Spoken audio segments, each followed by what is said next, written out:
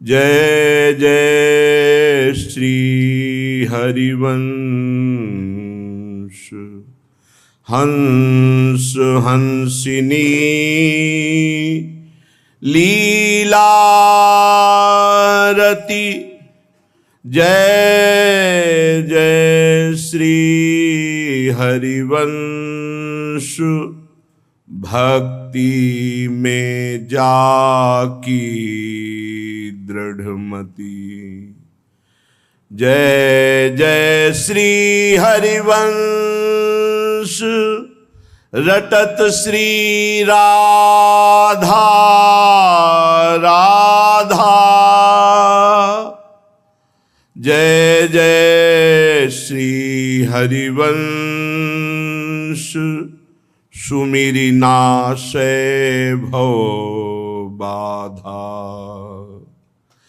जय जय श्री हरिवंश हंस हंसिनी लीलारती।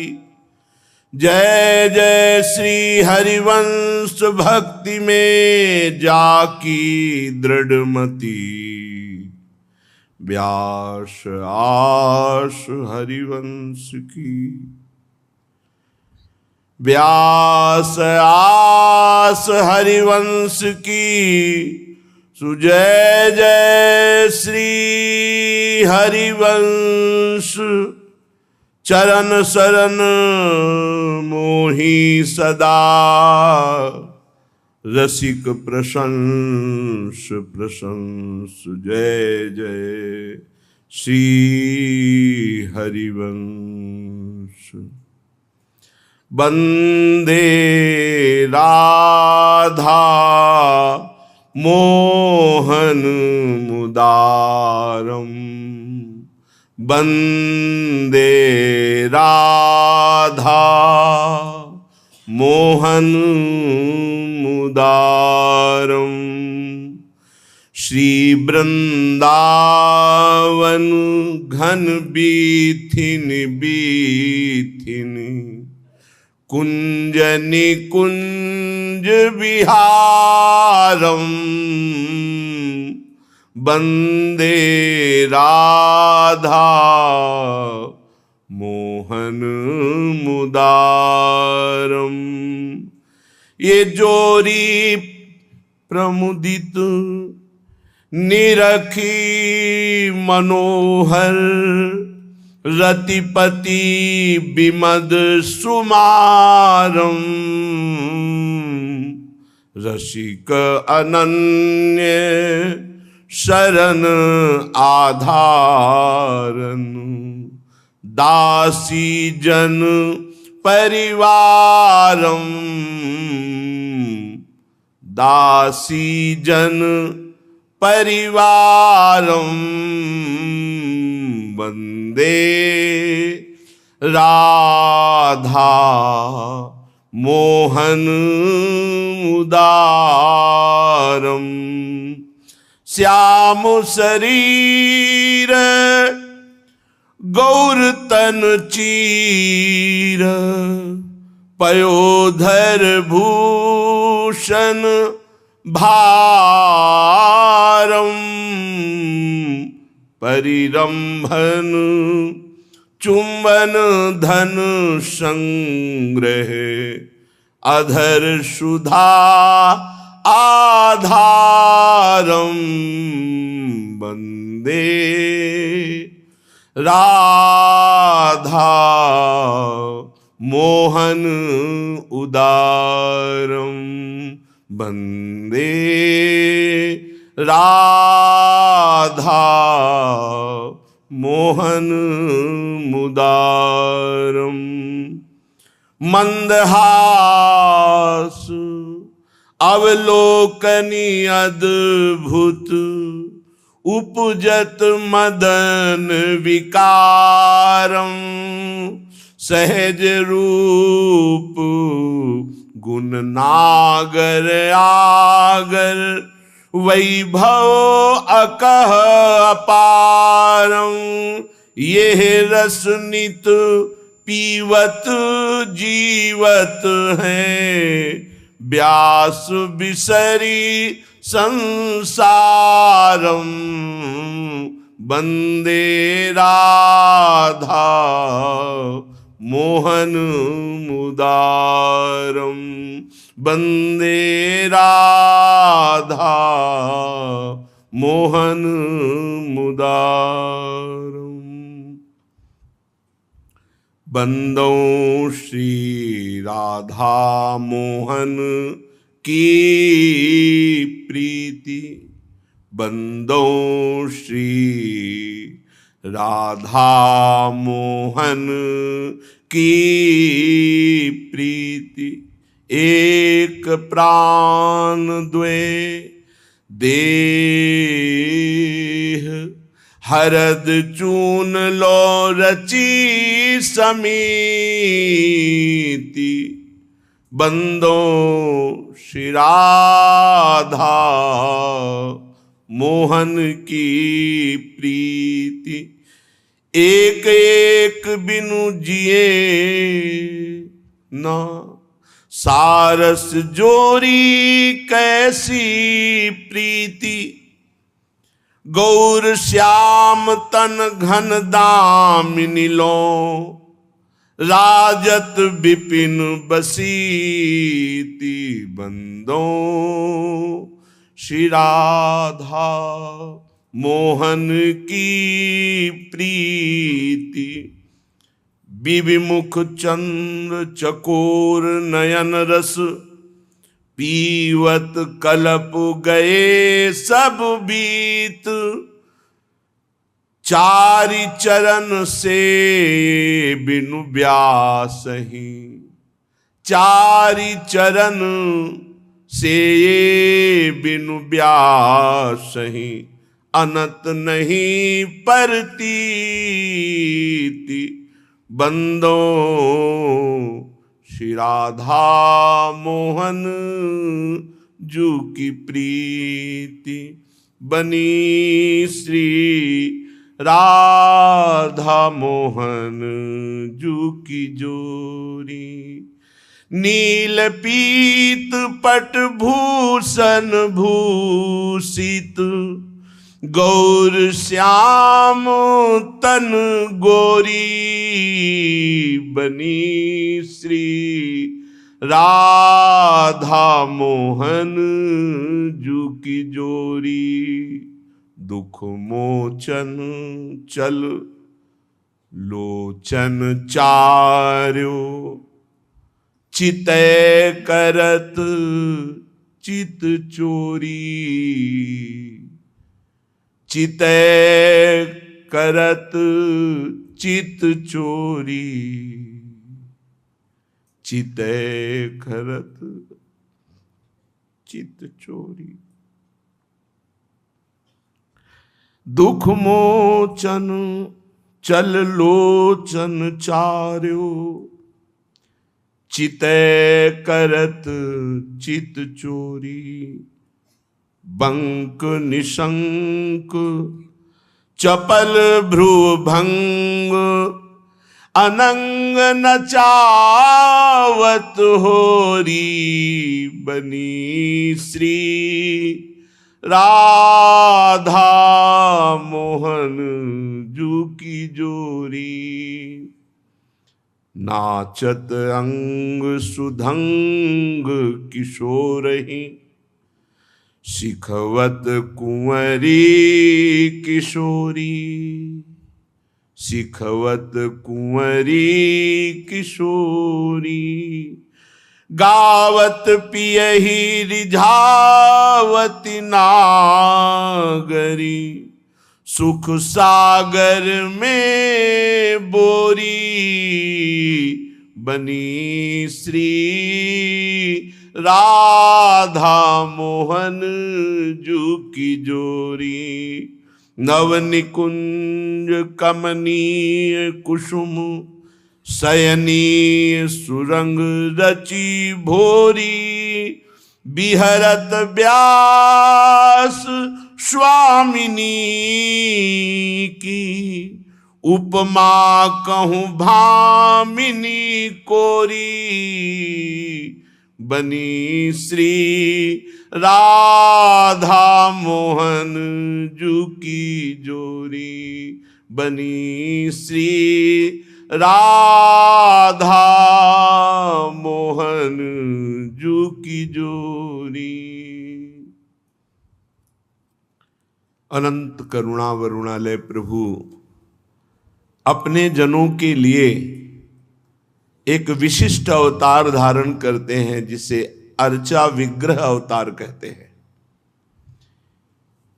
ये प्रभु अपने निज जनों के लिए कभी भी अवतार धारण कर सकते। इसके लिए कोई युग, कोई तपस्या या किसी भी तरह के अधिकार की बात नहीं है। यह हेतुकी कृपालु है, जबरदस्ती अपनी सेवा करवा लेते हैं। श्री सनातन गोस्वामी जी मथुरा भिक्षा मांगने गए। ठाकुर मदन मोहन जी ने, जो उनकी सेवा में सखी थी, उससे कहा अब हम बाबा के पास जाएंगे। बहुत हट किया, माने ही नहीं। सनातन जी कह रहे हम आपकी सेवा कैसे कर पाएंगे, हम तो भिक्षा भी समय से नहीं मिलती कि आपको भोग लगा देंगे भिक्षान्न का। प्रभु नहीं, जैसे रखोगे वैसे रहे, पर हम आज से तुम्हारे साथ रहेंगे। अर्चा विग्रह अवतार भगवान का सीधे भगवत प्रेम प्रदान करने के लिए है। अहोभाग्य है जो अर्चा विग्रह स्वरूप प्रभु को विराजमान करके और जितनी बन सके उनकी सेवा में रत है। ये सीधे भगवत प्रेम प्रदान करने वाली पद्धति है। यहां तक कि अगर सेवा में रति है तो भगवत दर्शन की विशेष प्रयास वृत्ति नहीं करनी पड़ेगी, उसी में प्रभु प्रकाशित हो जाएंगे। आप चाहेंगे तो अलग से भी प्रभु दर्शन दे देंगे, जैसा चाहेंगे। बस अर्चा विग्रह में आठों पहर आपकी रति हो जाए। इस समय हमें श्री जी को अमुक सेवा करनी है, इस समय अमुक भोग लगाना है, इस समय अमुक आरती करनी, आठों पहर हमारा चिंतन उनकी सेवा में हो जाए। महाराज जनकपुर के राजा विदेह राज बहुलाश्व श्री ठाकुर जी की सेवा में प्रातःकालीन 4 बजे प्रवेश कर जाते और मध्याह्न के 2 बजे निकलते। देवर्षि नारद जी एक दिन आए और कहा, जिनकी तुम आराधना में तन्मय हो, वो सच्चिदानंद वपु धारण किए हुए द्वारिकाधीश के रूप में प्रभु विराजमान है द्वारिका में। आप एक बार जाकर दर्शन तो कर लीजिए। जो आज्ञा। सारथी को आदेश किया, रथ तैयार करो। वो रथ तैयार करके प्रातःकालीन 4 बजे सेवा में गए, फिर 2 बजे निकले। आज तो नहीं जा पाएंगे। रोज रथ तैयार होता, पर रोज सेवा में ऐसी आसक्ति, एक भी सेवा नहीं छोड़ सकते थे। तो चमत्कार हुआ। श्री सुखदेव जी, वशिष्ठ जी, पराशर जी, भगवान श्री कृष्ण द्वैपायन व्यासदेव जी और स्वयं भगवान द्वारिकाधीश अपने रथ में इन महापुरुषों को बैठाल करके जनकपुर आए। बहुलाश्व जी अपने ठाकुर जी की सेवा में इतने तन्मय होते कि 4 बजे प्रवेश करते सेवा में और 2 बजे दोपहर के निकलते। समय ही नहीं बचता, रोज रथ तैयार होता। स्वयं प्रभु बड़े बड़े सिद्ध पुरुषों को साथ लेकर महाराज बहुलाश्व को दर्शन देने आए। ऐसे ही वहीं श्रुतदेव ब्राह्मण भी रहते थे, उनकी भी बहुत अनन्य निष्ठा भगवान पर। एक साथ 2 रूप धारण करके भगवान गए। अर्चा विग्रह इस सीधे भगवत प्रेम प्राप्ति, भगवत प्राप्ति का स्वरूप है।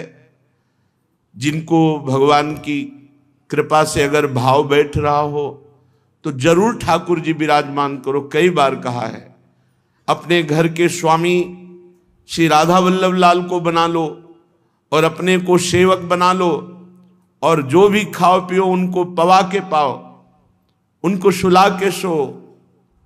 देखो आप वो कैसे आप पर कृपा करते हैं। लोक परलोक सब बिगड़ी बन जाएगी, बस ये अर्चा विग्रह अवतार भगवान का तुम्हारे समीप होना चाहिए।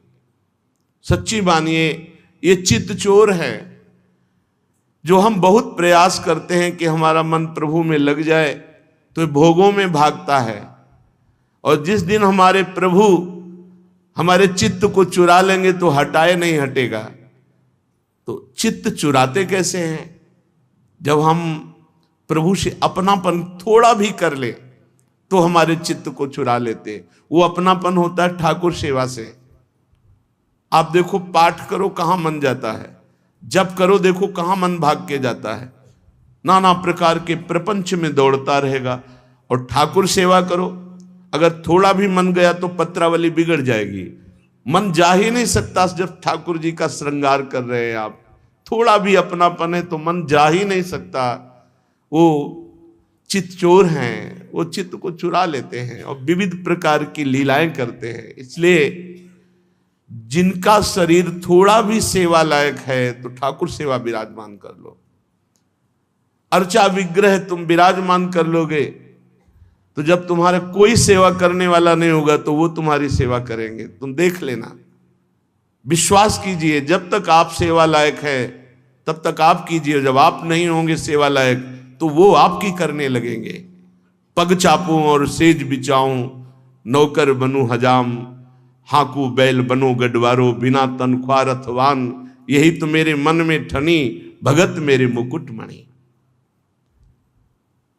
विश्वास कीजिए, मान लीजिए, हमारी प्रार्थना मान लीजिए। छोटा सा ही श्री विग्रह चाहे हो, जितने सिद्ध महापुरुष हुए हैं प्रेम में डूबे हुए, सब भगवान की अर्चना वंदना सेवा से ही हुए।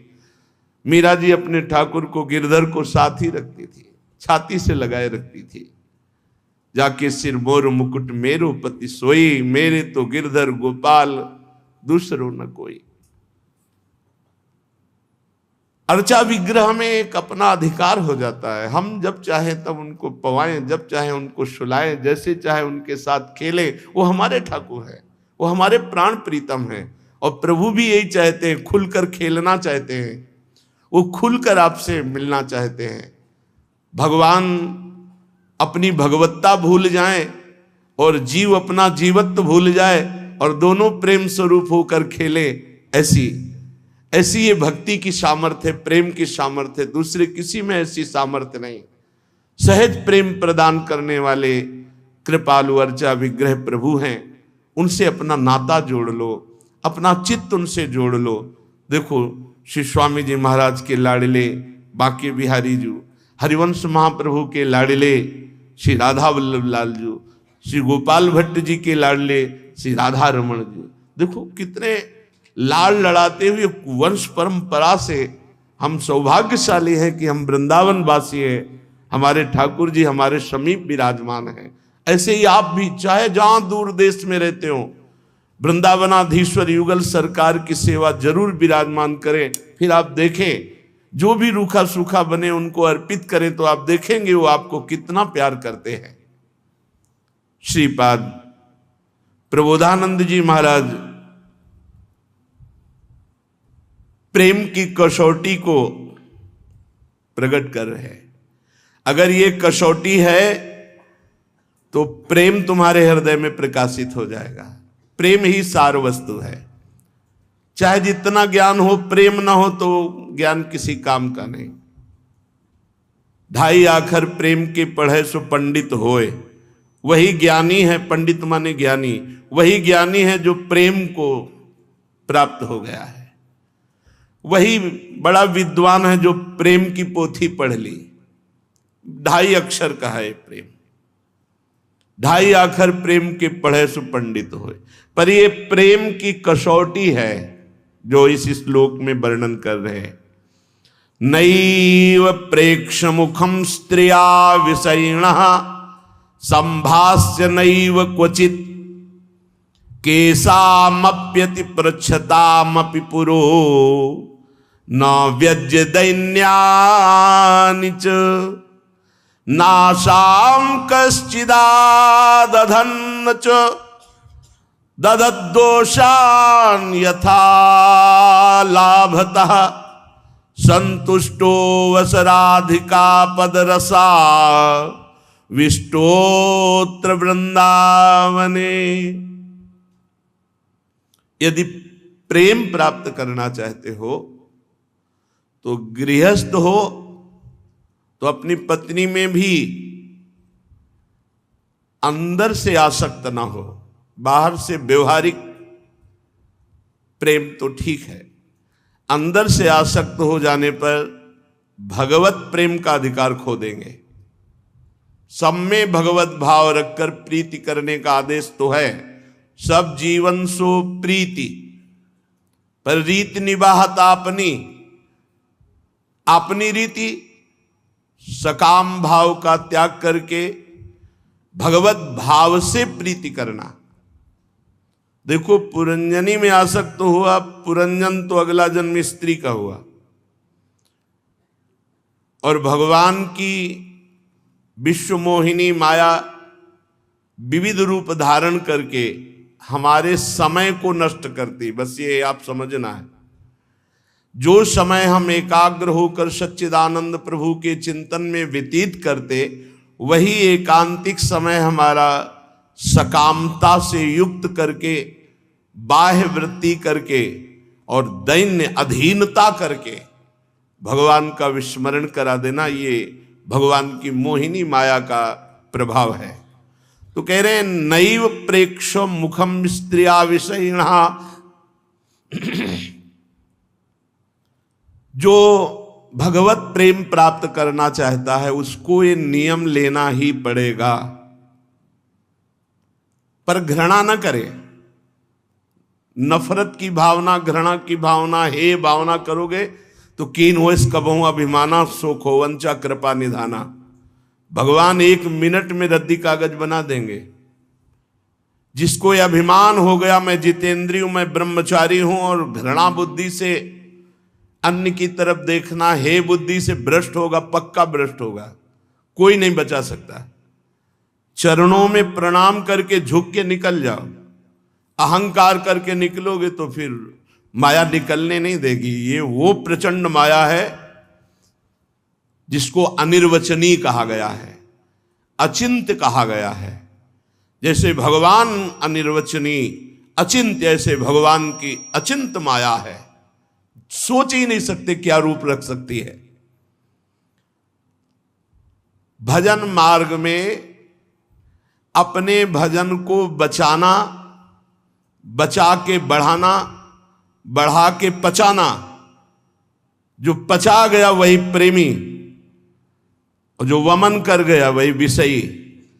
प्रायः लाखों भक्तों में कोई बिरला ही इस घाटी को पार करके अपने भजन को बचा पाता है, और जो बचा ले गया तो दूसरी घाटी वैभव घेरती है। उससे बचा ले गया तो नाम, यश, कीर्ति, महिमा प्रकाशित होती है। उसमें नहीं फंसा तो पचा ले गया, और जो पचा ले गया वो भगवत प्रेमी, भगवत साक्षात्कार किया हुआ महापुरुष, वो लोक के लोक को तार सकता है। इसलिए नैव प्रेक्षम मुखम स्त्रिया। यदि भगवत मार्ग में चलना है तो पराये माता बहनों की तरफ, चाहे गृहस्थ हो या विरक्त हो, यदि काम भाव से देखेगा तो नष्ट हो ही जाएगा, कोई भी हो। जिसके जीवन में कभी भय नाम का शब्द नहीं होता, वो भी जब कुमार्ग में कदम रखता है तो भयभीत हो जाता है। ध्यान रखना, जिस समय सियाजी का अपहरण करने के लिए रावण चला तो भयभीत हो गया, कांप रहा था। क्यों? कुमार्गगामी प्रवृत्ति में कोई भी हो भयभीत हो जाएगा, उसको भय सताएगा। जो चाहे आपन कल्याणा, सुजस सुमति शुभगति शुभ नाना, सो परनार लीलार गोसाई तजो चौथ के चंद की नाई। बहुत भगवान की विचित्र है, ये ऐसे फंसता है हृदय, नहीं मुझे कैसे, बस मैं तो देखना है, नहीं मुझे कोई नहीं फंसा सकता, नहीं मुझे कुछ चाहिए नहीं, बस देखना, छूना, बोलना, बैठना, गिरना। क्योंकि चतुर खिलाड़ी माया है, अगर वो पहले पता हो कि गिरना तो नहीं गिरेगा, उपासक भाग पड़ेगा, नहीं गिरना ही नहीं। ऐसे ढंग से तो कह रहे नैव प्रेक्षे मुखम स्त्रिया विषयिण संभाष्य नैव क्वचित। संभाषण ही नहीं करना है, देखना ही नहीं है। हमारा मार्ग है प्रिया प्रीतम को देखने का, पर अगर अहंकार करेगा तो गिरेगा। अहंकार की पहचान कैसे होती कि मेरे में अहंकार है? जब हम किसी साधक के किसी दोष को देखने लगे और अपने में अच्छाई का अनुभव हो तो समझ ले अब पतन होने वाला है, गिरने वाला है, गिरने वाला है। किसी पर दोष दर्शन करना और अपने में गुणाभिमान हो जाना, साधन को रोक करके पतन का मार्ग बना लेना। इसलिए नैव प्रेक्षो मुखम स्त्रिया विषयिणा संभाष्य नैव क्वचित, ये बिल्कुल समझ लो, नहीं तो विषय चुगा जिन चुगय मन चुगत कछुक सुख होए, और फिर फांसी ऐसी लगे तेसम दुख न कोय। बड़े बड़े जवाब देने वालों को लाजवाब कर देती माया, लाजवाब, उत्तर नहीं है, उत्तर नहीं है, बस वो पश्चाताप के सिवा कुछ आंत नहीं लगता। इसलिए सावधान। श्रीपाद कह रहे हैं यदि इसी जन्म में भगवत प्रेम प्राप्त करना है तो गूंगे बनो, बहरे बनो, और अंधे बनो। देखते हुए भी अंधे बनो, सुनते हुए भी बहरे बनो, और बोलते हुए भी गूंगे बनो। अर्थात श्री प्रियालाल के प्रेम भाव की प्राप्ति के लिए सर्वत्र प्रिया प्रीतम की भावना करनी। ये देखो तो देख लो, नहीं आंख मत उठाओ, झुका के रखो। भगवत चर्चा सुनो तो सुन लो, नहीं तो बहरे बन जाओ।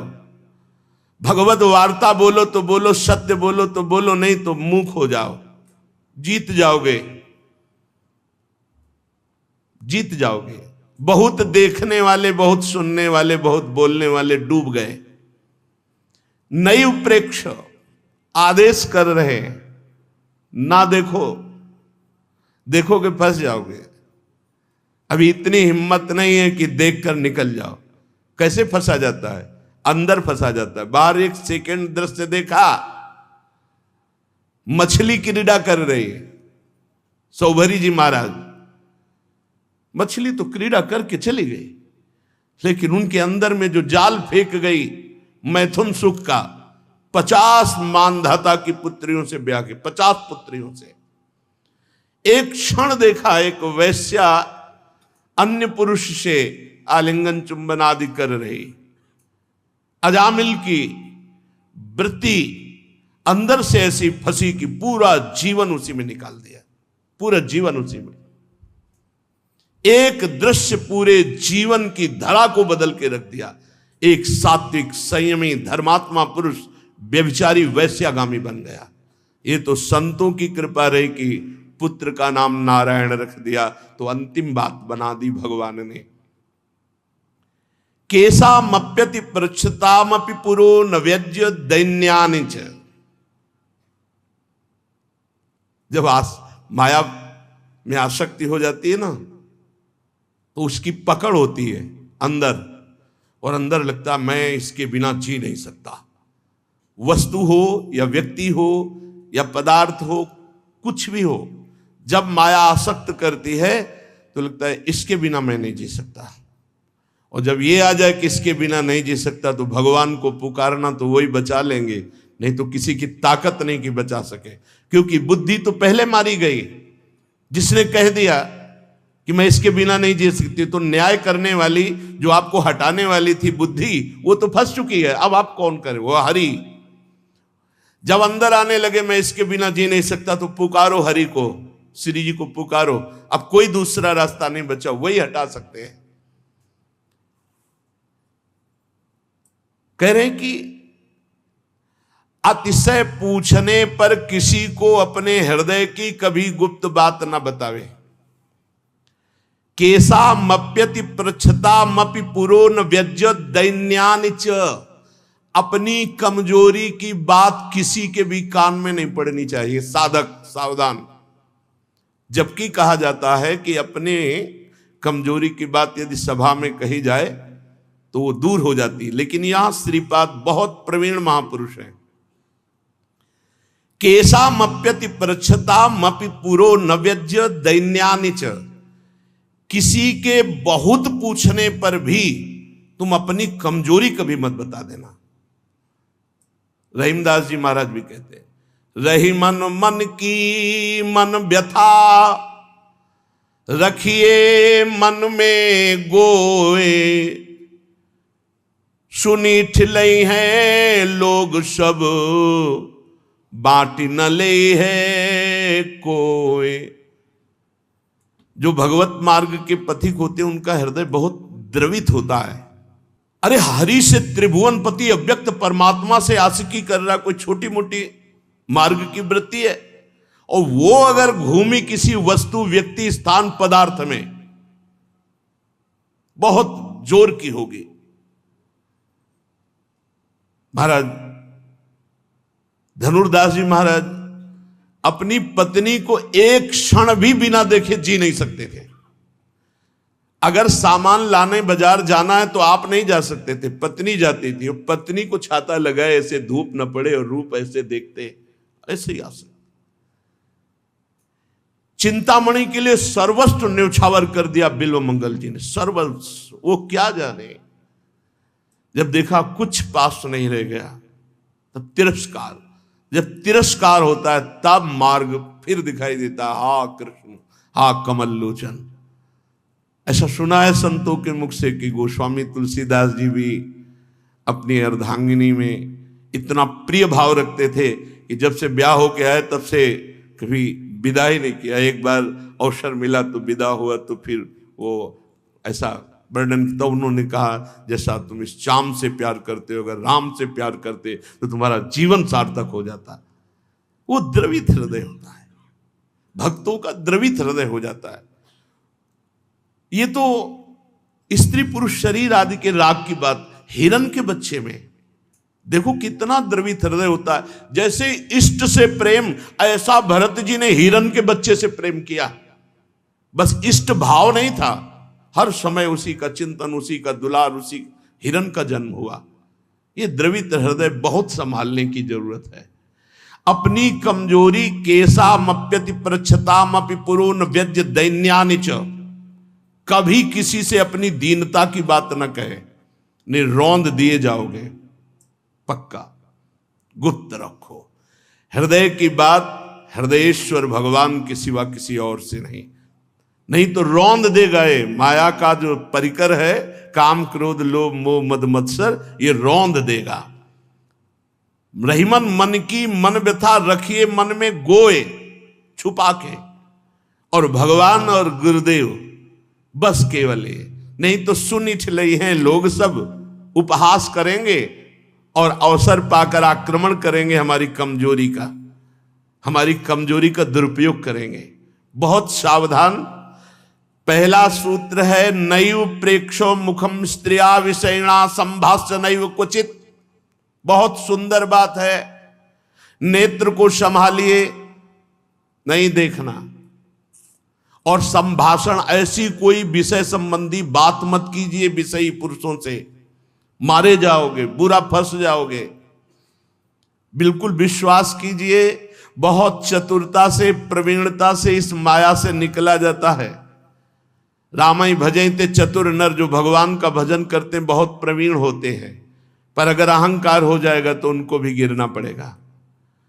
किसी को अपनी कमजोरी मत पकड़ाओ, अपनी कमजोरी को अंदर ही अंदर भस्म कर दो।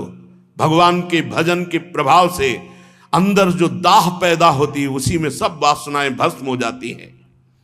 नाशाम कश्च चिदा दधन्न च दधत दोषान यथा लाभतः। किसी से किसी भी तरह की आशा न रखना। अगर आशा रखे तो मारे जाओगे। बहुत सुंदर बड़े महापुरुष है ना, बहुत बचाव पक्ष की बात कर रहे हैं इस समय। आशा ही परमम दुखम नैराश्यम परमम सुखम। किसी से भी किसी भी तरह की कोई आशा न रखो। फिर तुम्हारी जो व्यवस्था होगी वो भगवान से सीधे होगी। दिखाई जरूर देगा कि वो व्यक्ति आया है, लेकिन वो श्री भगवान आए हैं। भगवान उस रूप में आकर के आपकी बात बना जाएंगे। आपको किसी से आशा नहीं रखनी, और जहां कहीं आशा बंध रही हो वहां तोड़ देनी चाहिए। आशा एक राम जी से, दूजी आशा छोड़ दे। नाता एक राम जी से, दूजा नाता तोड़ दे। तोड़ दे का मतलब है उसे हम छोड़ रहे हैं, दूजा नाता तोड़ दे। बिल्कुल सच्ची बात समझ। किसी से भी किसी भी तरह का कोई संबंध नहीं, कोई आशा नहीं, कोई भी अपनी कमजोरी नहीं बताना। भजन के बल से उसे अंदर ही अंदर भस्म कर दो। और सच्ची मानना, जिसका अव्यवस्था पूर्वक भजन होता है वो धन्य भाग है, धन्य भाग है। पूरा जीवन उसी में रहे, धन्य भाग है। अव्यवस्था पूर्वक भजन, व्यवस्था में भजन थोड़ी होता है, वो तो केवल एक नियमावली होती है। भजन तो अव्यवस्था में होता है। नाशाम कश्च चिदा दधन्न च दधत दोषान यथा लाभता। किसी से कभी भी आशा न रखो, किसी भी प्रकार की। अगर हो तो तोड़ दो, कोई आशा मत रखो। ये बहुत सरल भाषा में है। आशा एक राम जी से। आशास्य दास्यम वृषभानुजायास तीरे समध्यास्य च भानुजाया। आशा एक अपने प्रभु से। इतनी प्रचंड माया है, कहीं भी किसी वस्तु व्यक्ति स्थान से आशा जोड़ी तो आशा तुम्हें गुलाम बना देगी। आशा तुम्हें दुख में युक्त कर देगी। आशा तुम्हारे निर्मल ज्ञान को ढक देगी। इसीलिए आशा ही परमम दुखम नैराश्यम परमम सुखम। आशा एक राम जी से, दूजी आशा छोड़ दे। नाता एक राम जी से, दूजा नाता तोड़ दे। ये सूत्र जिसके जीवन में रहे वो चकाचक निकल गया, निष्कलंक निकल गया। और कह रहे हैं दधन नच दधत दोषान। किसी के दोष देख करके भी मत मानो कि ये दोषी है। क्यों? हम तो देख रहे हैं वो दोषी है। नहीं, तीन गुणों के चक्र से वो फंसा हुआ बेचारा नहीं जान पा रहा, वो नचाया जा रहा है। यंत्रारूढ़ान मम माया। भगवान की माया के द्वारा वो नचाया जा रहा है। तो भगवान से प्रार्थना करो, प्रभु इस जीव पर भी कृपा करो। दोष देखकर उसके दोष मानकर कहीं उसकी निंदा न कर बैठना, नहीं तो तुम मारे जाओगे। नाशाम कश्चिदा दधन्न च दधत दोषान यथा लाभता। और जिस परिस्थिति में प्रभु रख रहे हैं बहुत तुम्हारे योग्य है। तुम आगे की कोई मांग मत रखना, उसी में संतुष्ट हो जाओ। जथा लाभ संतोष सदा काहू सो कछु न चाहोगो। ये बात बैठा लो, ये बहुत साधन की सुरक्षा की बातें हैं। जैसे हमें प्रभु रख रहे हैं, हम प्रभु के बनाए विधान पर बिल्कुल ठीक है। हमको ना कम करना है ना बढ़ाना है। जोई जोई प्यारो करे सोई मुई भावे। जैसी परिस्थिति में जब ऐसे आप साधन पथ पे चलोगे तो संतुष्टो वस राधिका पद रसा विष्टोत्र वृंदावने।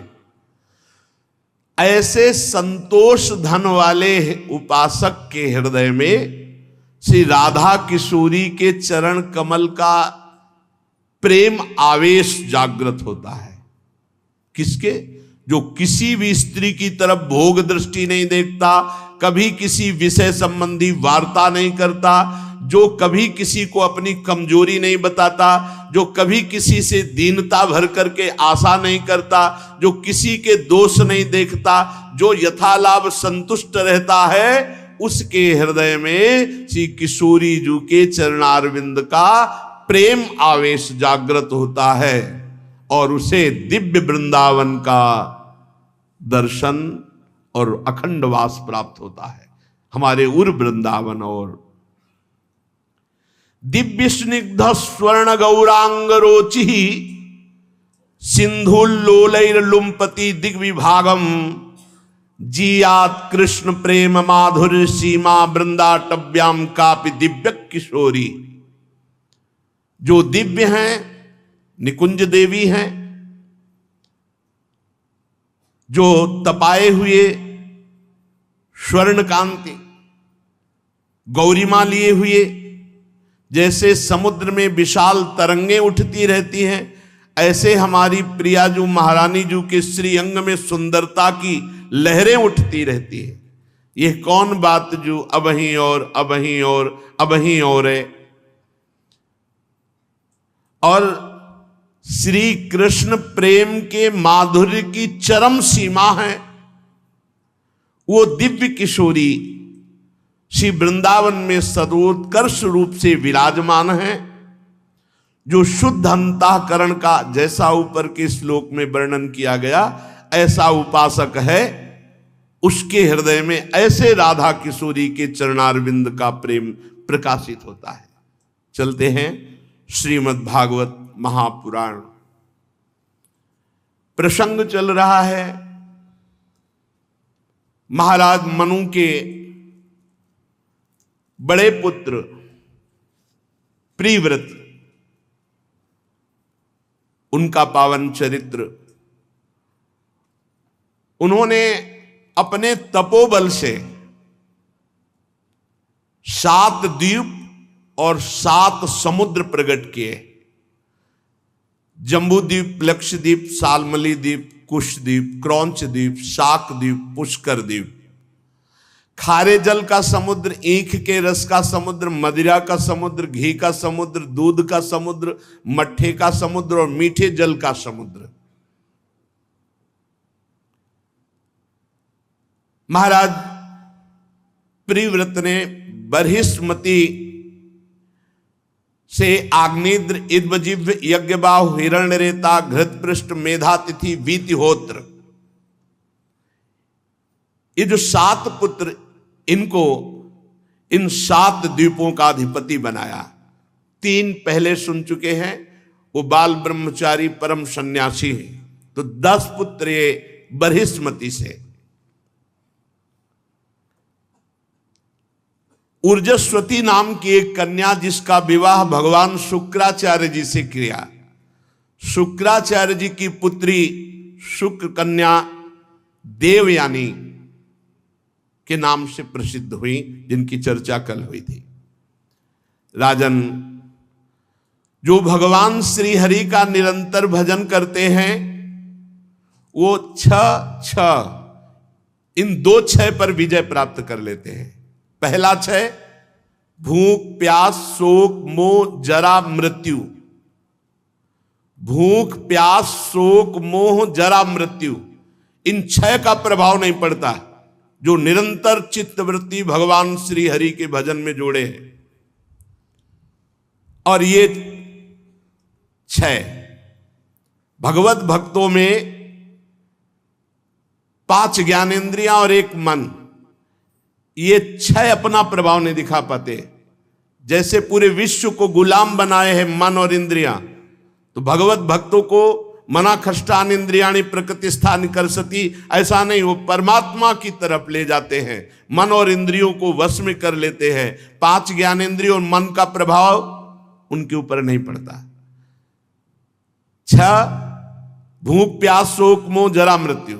6 5 ज्ञानेंद्रियां और 1 मन, इनका प्रभाव नहीं पड़ता। 6 काम, क्रोध, लोभ, मोह, मद, मत्सर, इन 6 का प्रभाव। 6 6 6 6 इन तीनों क्षय का क्षय हो जाता है। क्षय माने नाश। भूख प्यास शोक मोह जरा मृत्यु एक क्षय, 5 ज्ञानेंद्रिया एक मन एक क्षय, काम क्रोध लोभ मोह मद मत्सर एक क्षय। इन तीनों का क्षय हो जाता है और यही प्रपंच फंसाए हुए। खूब भजन करो, भजन से इनका नाश होगा।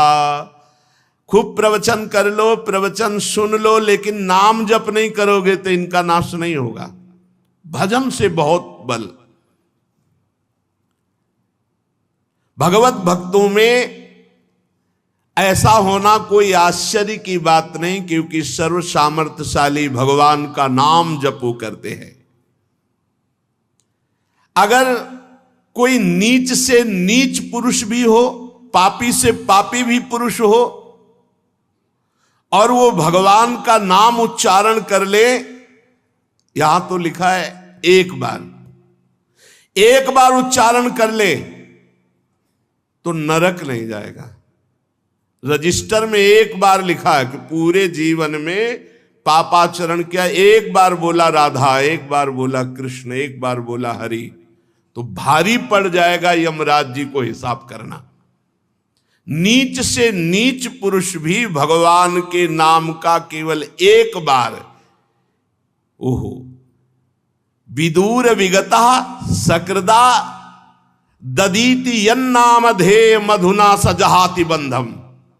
सकृदा एक बार, यन्नामधे मधुना सजहाति बंधम, वो समस्त बंधनों से मुक्त कर दिया जाएगा। एक बार नाम, ऐसे नाम को हम बार बार रटे। अतुलनीय बल पराक्रम से युक्त महाराज प्रिव्रत एक बार देखा कि परम करुणामय भगवान देवर्षि नारद जी पधारे। नारद जी के चरणों की पूजा की और शरण में जाकर बैठ गए, और बैठते ही बड़ा मन अशांत हो गया प्रिव्रत जी का। ये वही प्रिव्रत हैं जो आत्मबोध प्राप्त महापुरुष, जिनके लिए ब्रह्मा जी आकर आदेश किए कि गृहस्थाश्रम में जाओ, जिनके लिए प्रश्न करते हैं परीक्षित जी कि महाराज आत्मबोध प्राप्त महापुरुष गृहस्थाश्रम में कैसे रम गया। वही आज जब इतना सब कुछ हो गया, देवर्षि नारद जी के पास बैठ करके कहा, प्रभु मेरा मन अशांत हो गया है, अब मेरा मन भाग रहा है विरक्ति की तरफ। ये बड़े आश्चर्य की बात है। अहो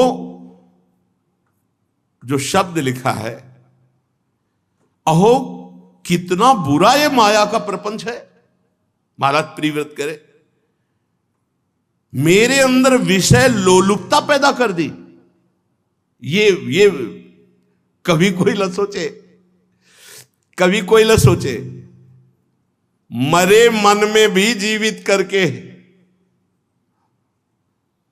रामचरितमानस में आता है, जब काम ने अपना प्रभाव दिखाया तो मरे मनों में भी काम जागृत। मरे मन का मतलब भगवत प्राप्त महापुरुषों के भी है। तो देवर्षि नारद जी भगवत प्राप्त नहीं है क्या? इसीलिए सब हरीश शरणम हरीश शरणम हरीश शरणम। नारद जी से कहा, प्रभु मेरी इंद्रियां विषय लोलुप हो गई, मैं तो अंधकूप में गिरा रहा हूं, बस बस बस बहुत हो गया, बहुत हो गया, अब नहीं अब नहीं अब नहीं। ये बड़े आश्चर्य की बात है। अहो असाधु निष्ठितम यदभिनिवेशितो मिंद्रियैर अविद्या रचित विषम विषयांधकूपे तदलमल ममुष्या वनिताया विनोद मृगम माम धिक धिक गीति गर्ह्यांचकार। क्या बन गया? कहां मैं आत्म स्वरूप में रमण करने वाला और कहां स्त्री के हाथ का खिलौना बन गया, स्त्री का क्रीड़ा मृग बन गया। वनिताया स्त्री, विनोद मृगम क्रीड़ा मृगम, माम धिक धिगिति गर्ह्यांचकार। धिक्कार है धिक्कार मेरे ज्ञान को।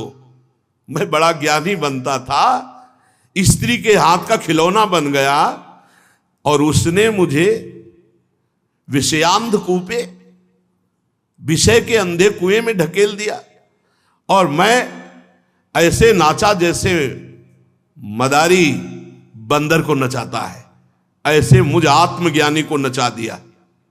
महाराज प्रियव्रत कह रहे हैं धिक्कार है हमारे ज्ञान को। देवर्षि नारद जी के चरणों में बैठकर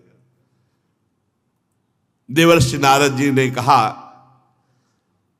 तुम विवेकवान पुरुष हो, तुम्हारी सोई हुई विवेक वृत्ति पुनः जागृत हो गई है।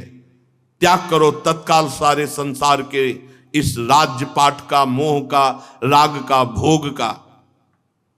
जैसा आदेश हुआ उसी समय सारी पृथ्वी के आदि सम्राट महाराज मनु के पुत्र प्रियव्रत जी ने अपने पुत्रों में राज्य लक्ष्मी को बांट दिया और मानो मर गए हों ऐसे मृत तुल्य होकर के, घोर वैराग्य धारण करके नारद जी के बताए हुए मार्ग से पुनः अपने स्वरूप की तरफ राजा प्रियव्रत ने, चूंकि पूर्व में आत्मबोध महापुरुष, तो जैसे निर्मल जल में ऊपर सेवार आ जाए, जल में हरी हरी जो उसको हटाओ तो फिर निर्मल जल हो गया, ऐसे ही गृहस्थाश्रम के नाना प्रकार के कर्तव्य कर्मों का पालन करते करते और भोगों को भोगते भोगते एक ज्ञान में सेवार सा आ गया था। देवर्षि नारद जी के बताए मार्ग से उन्होंने पुनः उसको अलग किया और संपूर्ण भोगों को मृत तुल्य अनुभव करते हुए अपने स्वरूप में स्थित हो गए।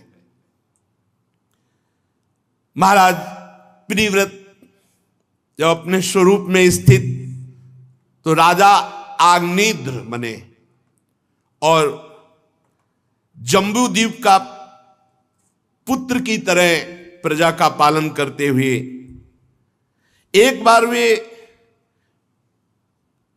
पितर जो हैं ये कामना करते रहते हैं कि हमारे परिवार में कोई महाभागवत धर्मात्मा पुत्र हो जाए जिससे हमारा कल्याण हो जाए। पितृलोक स्वर्गलोक के ऊपर है, तो पितृलोक की कामना से सतपुत्र प्राप्ति के लिए पूजा की, सब सामग्री जुटाई और मंदराचल की घाटी में तपस्या करने लगे। महाराज आग्नेयद्र, जब कोई तपस्या करता है सही ढंग से तो उसके पास उसकी तपस्या को नष्ट करने के लिए माया भेजी जाती है। अब जैसे कह दे कि अब क्यों ऐसा नहीं सुनने को मिलता कि रंभा आ रहे हैं, पूर्व चित्ती आ रहे हैं, मेनका आ रहे हैं, जरूरत है नहीं। देवता लोग देखते हैं इतने में गिर गए हैं मृत्यु लोक के भोगों में, तो फिर देवलोक के भोग काय को भेजेंगे। जब ये अपनी कठोर तपस्या में संलग्न हुए महाराज आग्नेयद्र, तो पूर्व चित्ती नाम की अप्सरा भेजी गई, बहुत ही सुंदर। आग्नेयद्र जी जहां तपस्या कर रहे थे, मंदराचल की घाटी बड़ी रमणीय थी, एकांत स्थल। अब वो अपने गायकों के साथ आई, बड़े सुंदर सुंदर गीत गाए जा रहे हैं, वाद्य बज रहे हैं। अब उसने नृत्य गान आदि के द्वारा उनका ध्यान भंग किया महाराज आग्नेयद्र का। समाधि योग में स्थित उन्होंने आंख खोली तो सामने दिखाई दी मानो नवीन कमल की कली, ऐसे सुंदर नेत्र और दिव्य एक अप्सरा। महाराज समाधि में थे, आंख खुली तो समाधि को भूल गए कि कहां समाधि में थे। सामने जो ही पूर्व चित्ती अप्सरा को देखा भूल गए।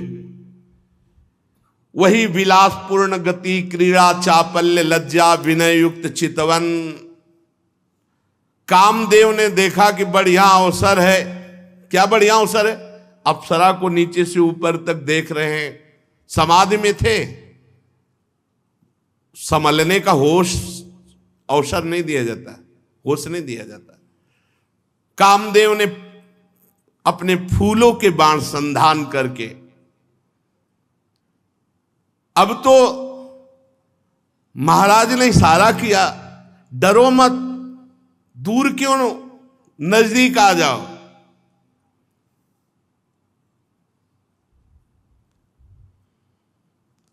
मना कर दिया। आयु उन्हीं के लिए है, जब मना होता है तब और आसक्ति प्रबल होती।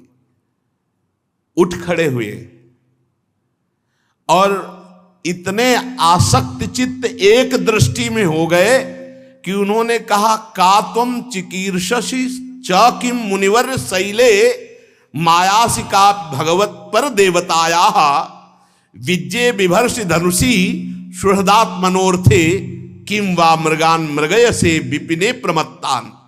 मुनिवर तुम कौन हो? उनको लगा कि ये कोई ऋषि है आए हुए। तुम हमारे इस तपोस्थली में क्या करना चाहते हो? नहीं नहीं, तुम मुनि तो नहीं हो, तुम कहीं हमारे भगवत पर देवताया मायासिकापि, परम देवता मेरे भगवान श्री हरि की कोई माया तो नहीं हो? अच्छा, ये तुमने जो भौहों की कमान चढ़ाकर और नेत्रों के बाण हमें लगता है तुम हमारा शिकार करने तो नहीं आए हो। ये तुम्हारे 2 बाण पहने पहने मेरे हृदय में लग रहे हैं, इसका मतलब तुम शिकार करने आए हो हमारा। वैसे तो सराहनीय पराक्रम है आपका, अभी आपने कुछ कहा नहीं लेकिन मैं घायल हो चुका हूं। कौन हो तुम? मैं तुम्हारी स्तुति करता हूं, तुम हमसे बात करो। फिर भी वो नहीं बोली। तो बोले, ब्रह्मन ये तुम्हारे चरण और चरणों में ये जो आवाज आ रही है नूपुरों की, ये तो ऐसा लग रहा है कि जैसे कोई पक्षी कलरव कर रहा हो। फिर पूरे अंग प्रत्यंगों का वर्णन करते हैं और कहा, प्रभु, अब प्रभु को भूल गए, प्रभु हमारा चित्त क्षुब्ध हो रहा है,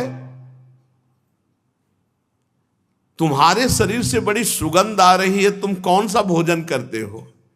हमें लगता है कि तुम केवल घी या हवन सामग्री, क्योंकि ऐसी सुगंध आ रही है, तो तुम कोई भगवान की कला तो नहीं हो। ये मेरा मन मथता चला जा रहा है। और ये अनुचर कौन है तुम्हारे साथ? श्री सुखदेव जी कहते हैं, महान तपस्वी आग्नेत्र जी जब ऐसी प्रार्थना कर रहे थे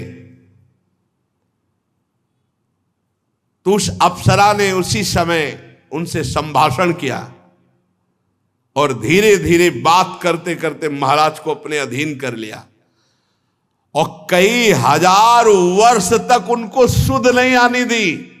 कई हजार वर्ष तक उनके गर्भ से नाभि, किम पुरुष, हरिवर्ष, इलाव्रत, रम्यक, हिरण्यम, कुरु, भद्रास, केतुमाल 9 महान पुत्र उत्पन्न हुए महाराज अग्निद्र से, इस अप्सरा से। इस प्रकार 9 वर्ष में प्रतिवर्ष एक एक के क्रम से 9 पुत्र उत्पन्न किए, कई हजार वर्ष तक। फिर अचानक अंतर्ध्यान हो गई पूर्व चित्ती जो अप्सरा थी और ब्रह्मा जी के पास जाकर के कि जो आज्ञा थी वो कार्य हो गया। महाराज नए स्वर्ग की रचना कर रहे थे विश्वामित्र जी, मेनका जी, इनको लगाव नहीं होता, आसक्ति नहीं होती इनके हृदय में किसी के प्रति प्रेम नहीं होता। ये केवल आज्ञा का पालन करने आते हैं, उतना ही केवल जितना आज्ञा है। अब जो ही शकुंतला प्रकट हुई, तप नष्ट हुआ, अभी विश्वामित्र जी समझ भी नहीं पाए थे, अंतर्ध्यान हो गई। भगवान की विचित्र माया। ब्रह्मा जी की सेवा में जाकर उपस्थित होकर का काम हो गया।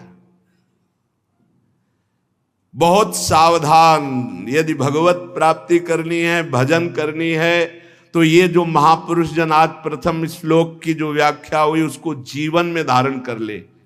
नयु प्रेक्ष, देखना नहीं, ना संभाषण करना है, ना हमको उस विषय का चिंतन करना है।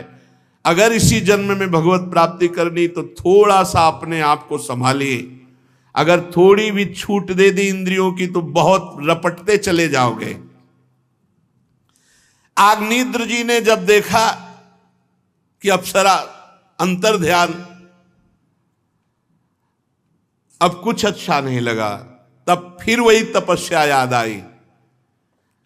तो जो 9 पुत्र हुए उनको जम्बू द्वीप के 9 विभाग करके अलग अलग राजा बना दिया और आप वही फिर समाधि में पहुंच गए।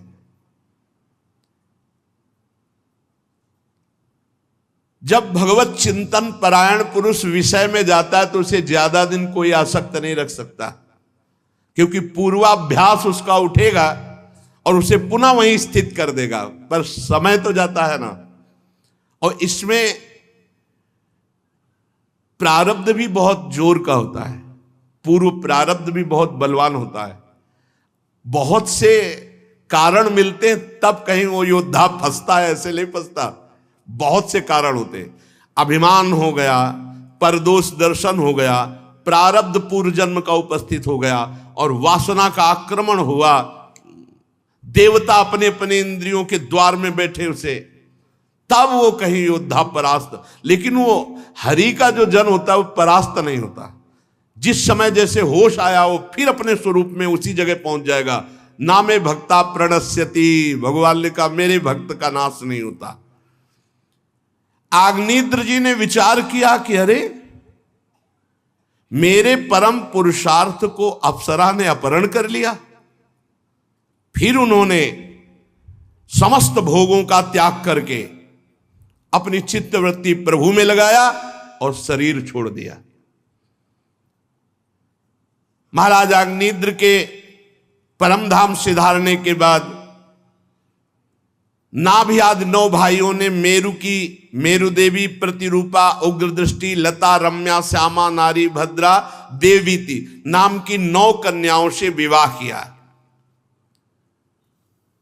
नाभि के कोई संतान न थी, इसलिए उन्होंने अपनी भार्या मेरु देवी के सहित भगवान का यजन किया।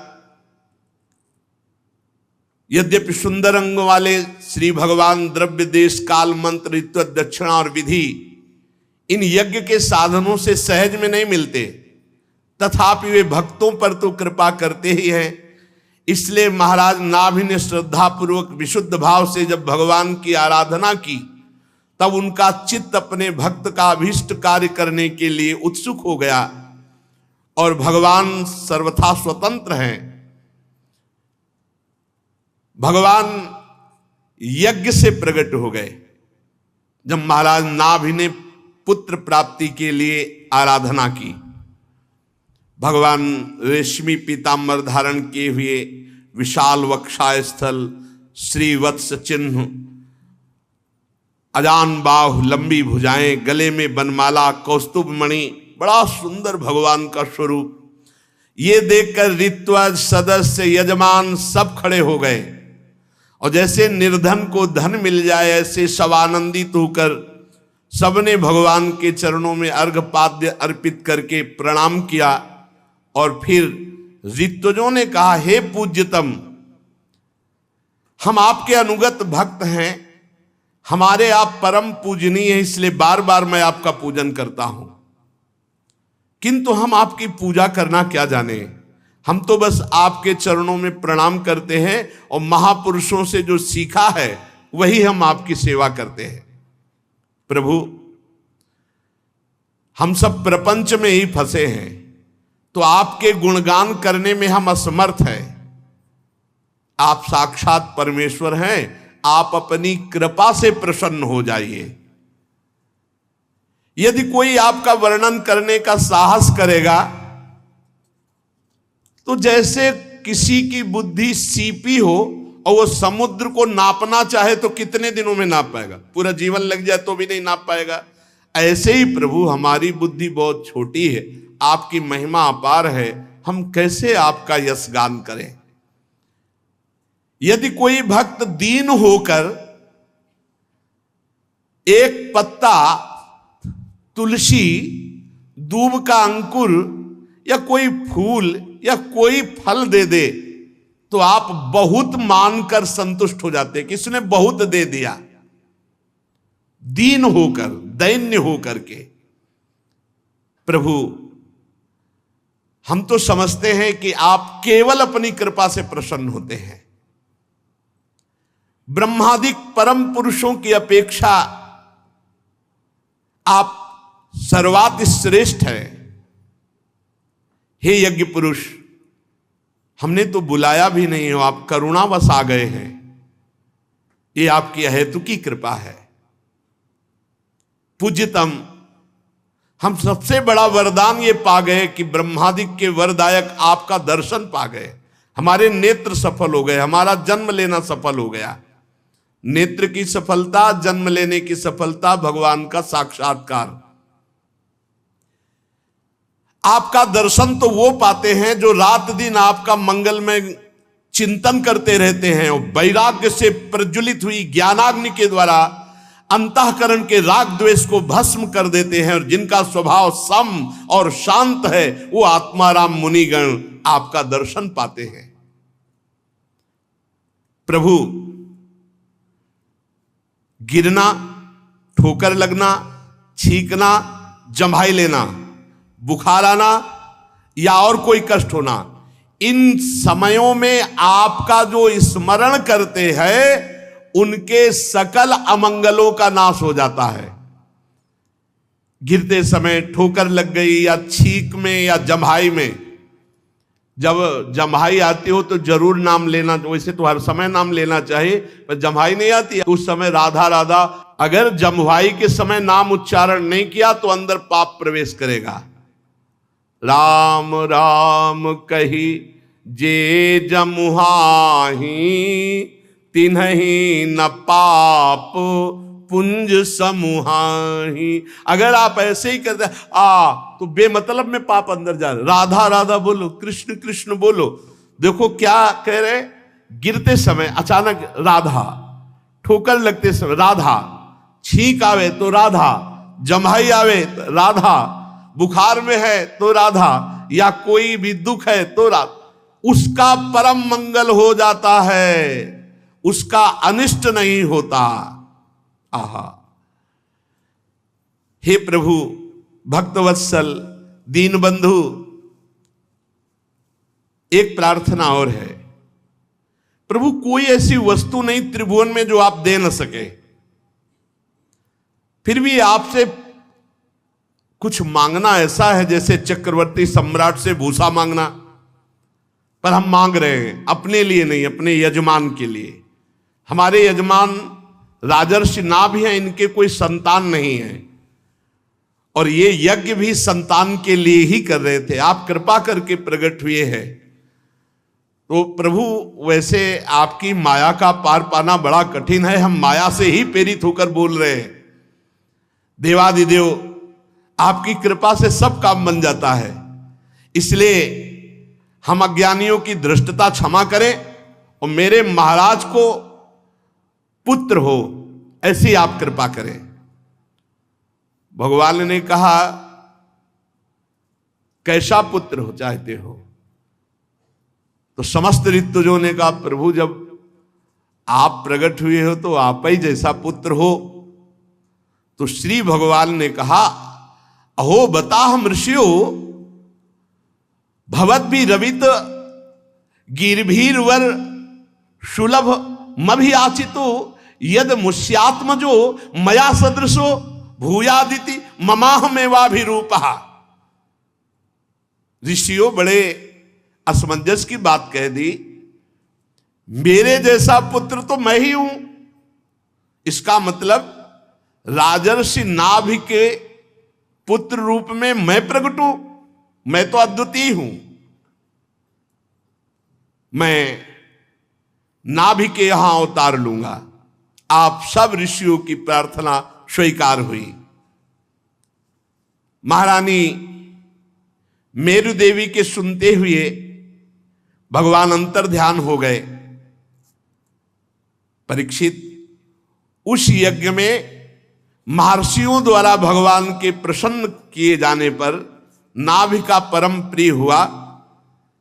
महारानी मेरु देवी के गर्भ से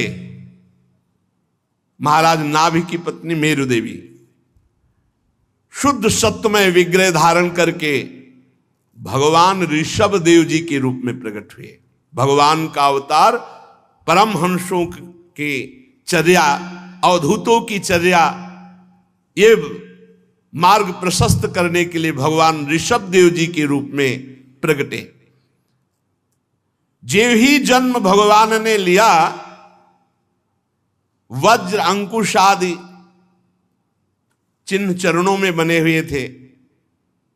समता, शांति, वैराग्य, ऐश्वर्य, महाविभूतियां, ये सब भगवान में विराजमान।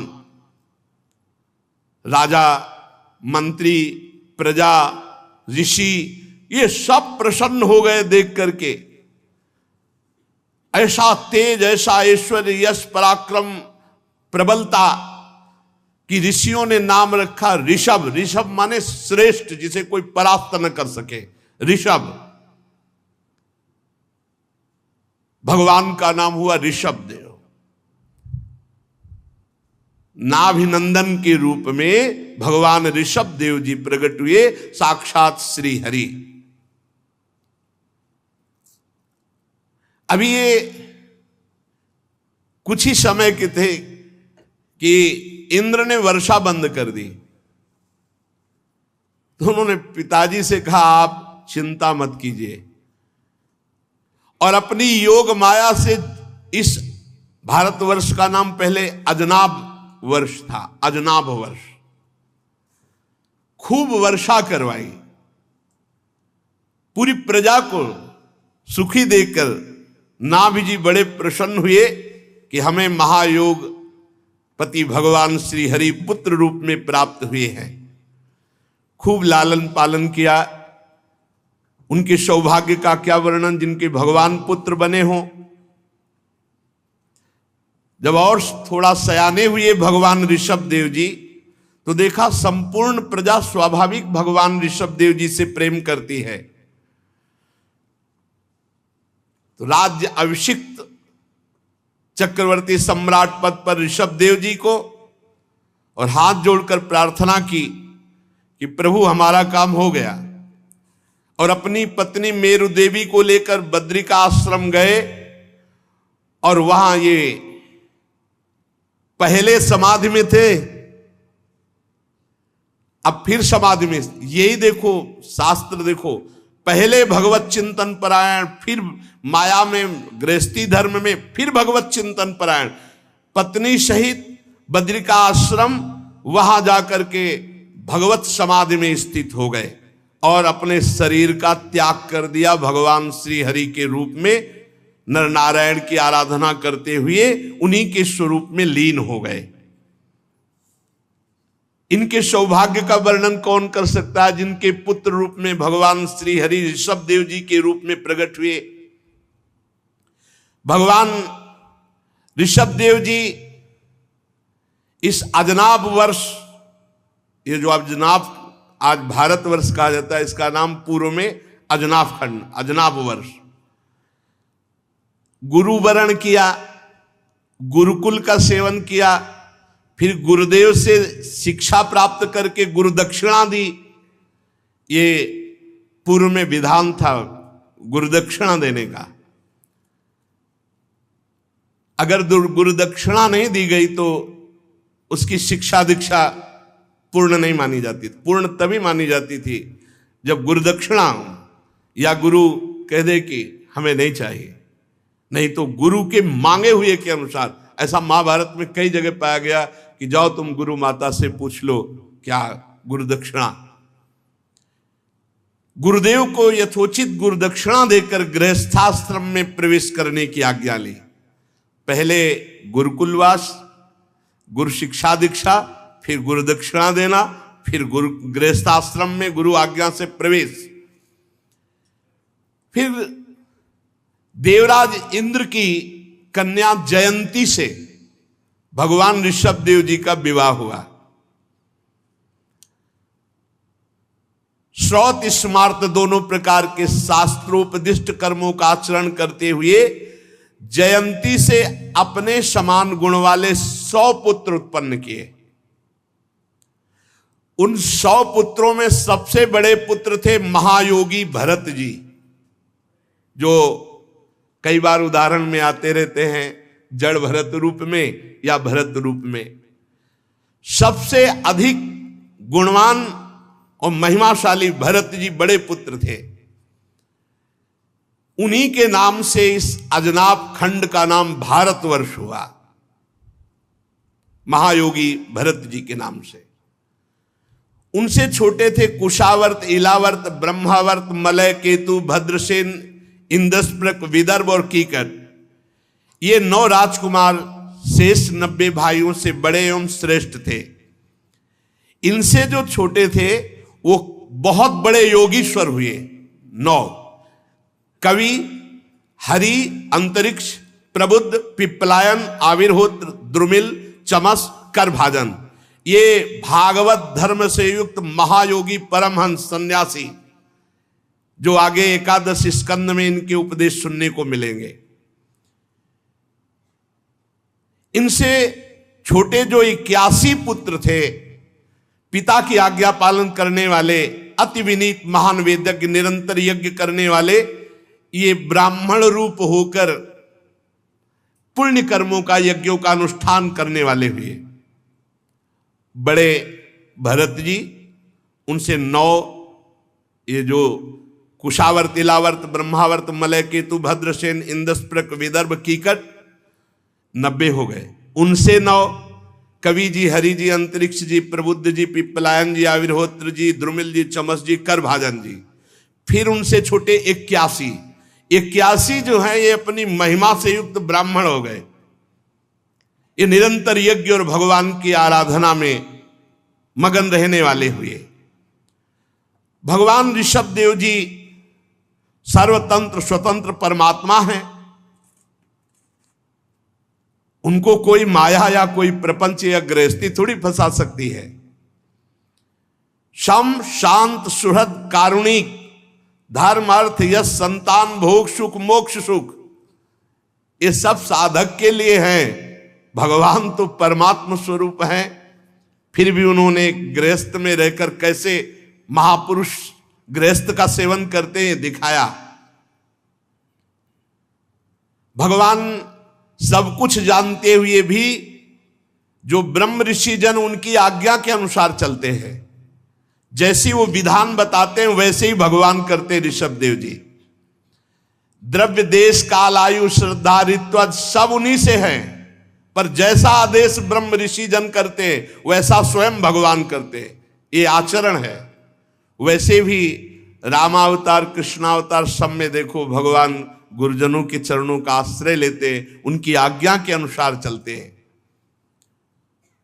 भगवान ऋषभ देव जी अपनी प्रजा को पुत्रवत सुख प्रदान कर दे और सबको ये बताते कि आकाश कुसुम के समान संसार है। जैसे आकाश में फूल आदि दिखाई दे, बने हुए बादल के चित्र दिखाई दे, वो सब एक हवा में नष्ट हो जाने वाले।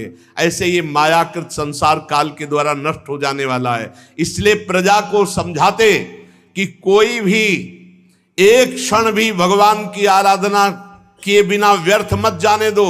ये संसार के सुख केवल दिखावटी, इनमें सत्य नहीं है।